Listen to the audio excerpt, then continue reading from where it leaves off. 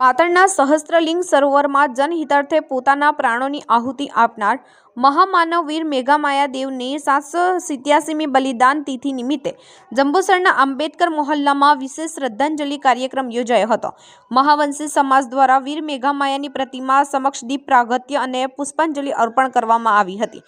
મોહલ્લાના બાળકો દ્વારા વીર મેઘામાયાના જીવન અને બલિદાન વિશે પ્રેરણાદાયી વક્તવ્યો આપવામાં આવ્યા હતા। સામાજિક કાર્યકર ચંદ્રકાંત જંબુસરિયાએ સમાજના ગૌરવતા ઇતિહાસ પર પ્રકાશ પાડતા જણાવ્યું કે જે સમાજ પોતાનો ઇતિહાસ નથી જાણતો તે ક્યારેય ઇતિહાસ રચી શક્યો નથી।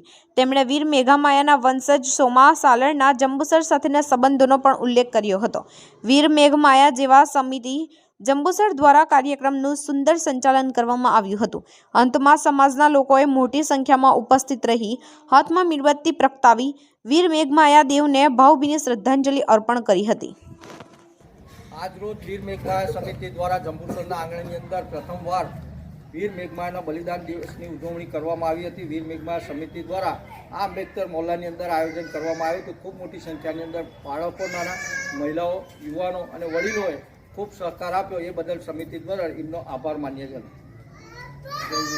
જય